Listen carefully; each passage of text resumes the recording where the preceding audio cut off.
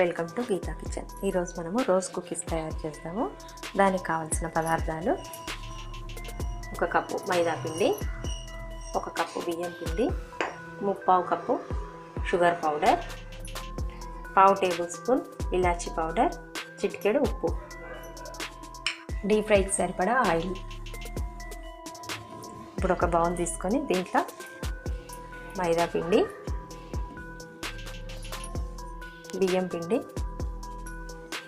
Sugar powder, ఇలాచీ పౌడర్, చిటికెడు ఉప్పు వేసుకొని ముందు కలుపుకోవాలి. ఇవన్నీ పిండి మొత్తం ఇలా కలుపుకున్న తర్వాత ఇప్పుడు దీంట్లో కొద్దిగా నీళ్ళు పోసుకుంటూ కలుపుకోవాలి.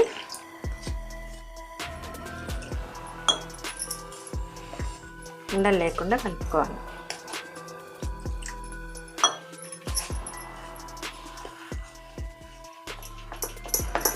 ఈ విధంగా బాగా కలుపుకోవాలి.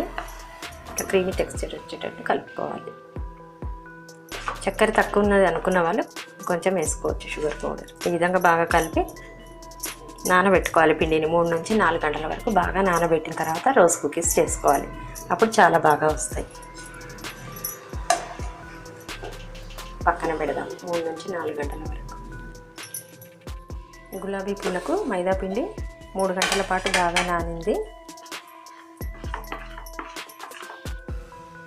కొద్దిగా గట్టిపడిన పిండి కొన్ని నీళ్ళు పోసుకొని కలుపుకోవాలి. గట్టిగా అనిపిస్తే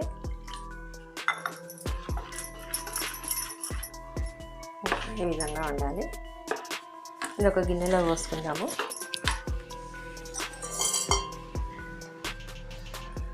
గులాబీ పూలు ఫ్రై చేయడానికి డీప్ ఫ్రైకి ఆయిల్ పెట్టుకుందాం. స్టవ్ పైన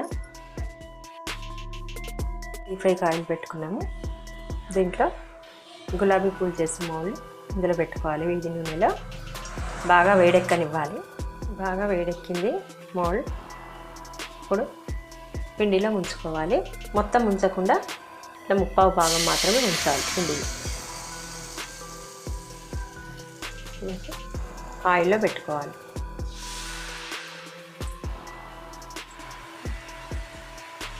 ఇప్పుడు ఒక చాకు సహాయంతో ఇట్లా మనం వీటిని తీయాలి.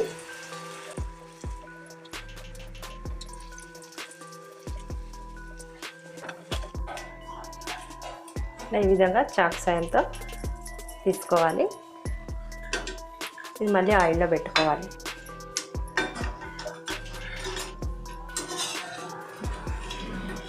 ఫస్ట్ 1, 2, 3 సరిగా రాకపోయినా తర్వాత మంచిగా వస్తాయి ఇవి.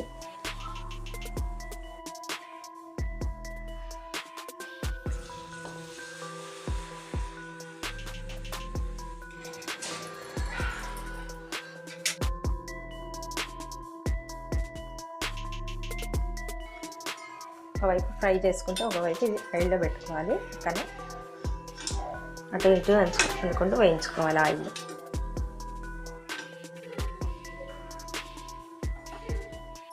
గులాబీ పూలు వేస్తున్న ప్రతిసారి పిండి ఇలా స్పూన్తో కలుపుకొని ఆయిల్లో నుంచి తీసి పిండిలో ముంచుకొని ఆయిల్లో పెట్టుకోవాలి.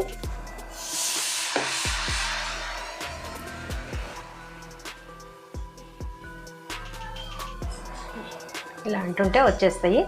ఫస్ట్ 2, 3 సరిగా రాకపోయినా తర్వాత మంచిగా వస్తాయి. ఇది మళ్ళీ ఆయిల్లో పెట్టుకోవాలి. ఒక దిక్కు ఆయిల్లో ఫ్రై చేసుకుంటే ఒక దిక్కు ఇది పక్కనే పెట్టుకోవాలి. వేడి నూనెలో చక్కగా ఫ్రై అయింది. ఆయిల్లో తీసేద్దాము.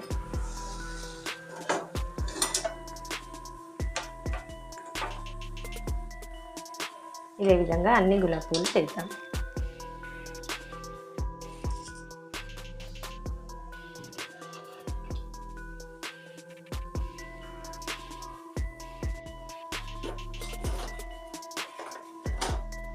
గులాబీ పూలు చేయడం కంప్లీట్ అయినాయి.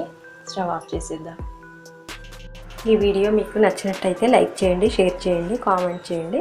సబ్స్క్రైబ్ చేయని వాళ్ళు ఉంటే సబ్స్క్రైబ్ చేసుకోండి.